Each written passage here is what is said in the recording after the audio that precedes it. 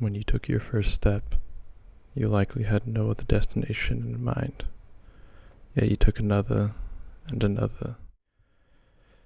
At one point, the no destination became a color that caught your attention, or a shape, a texture.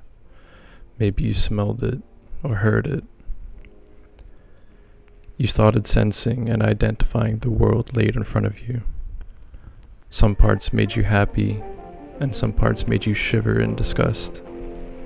Some parts did both, and some did nothing at all.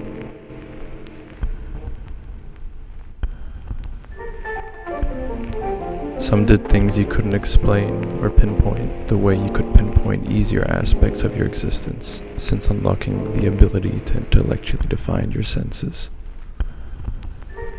Ever since you could in fact define your destination as something more than a mere reaction to sensory input. And then you became frustrated that you couldn't understand, couldn't define and pinpoint.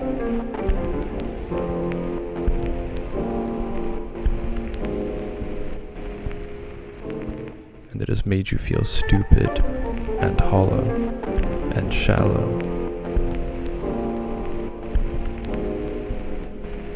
And you were still there. You questioned what it was to be, but you just were. You existed. Ever since discovering the ability, you used it a lot. At a certain point, you had felt like you abused it. You questioned and obsessed, and you still questioned what it was to be. The questions had made you feel neglected by yourself, overfed by your mind, and starved by your body. You felt anger for all. You obsessed more. You obsessed over satisfaction. You obsessed over pleasure. You discovered the feeling of longing. This discovery opened the door to the feeling of lacking. You couldn't afford to feed your mind, so you fed your starved body. You devoted yourself to the pursuit of pleasure. You indulged, but never enough. Satisfaction wasn't reached. Now your mind was hungry and growled louder than a starved animal. Your body was overfed yet not satiated. You decided to feed both, and none was satiated. Both in frustration, and the longing moved beyond both, waiting for some otherworldly form of fulfillment. Fulfillment. The word that stuck. Pleasure was never high enough. Questions were never specific enough. You felt detached from your body, from your head, from the world, and from existence. You weren't sure if you were.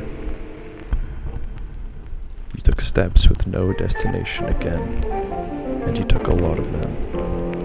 You walked and moved in circles that felt infinite. You walked a lot, and on your journey, your companion was doubt.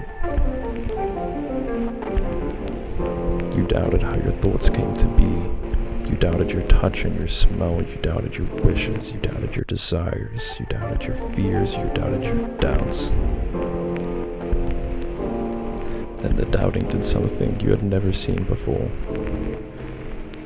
Doubt became two and existed in two states at once. Doubt underwent metamorphosis, and doubt remained the same. The metamorphosis was doubt morphing into fulfillment. Doubt didn't complete your circle route. Doubt transformed it. The more the doubts grew, the more they fulfilled you. The more you doubted, the more you felt, the more you sensed. The more I doubted, the more you understood.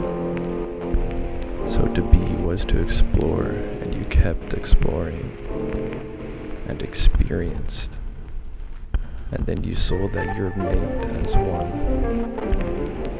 That your attempts to detach your questions and desires were futile. That you haven't been starving one and feeding the other. that both acts felt as foul as the other, as it's been simultaneous all along, and you no longer detached or connected, because it could not be detached or connected. You had always been one, and you started experiencing as one.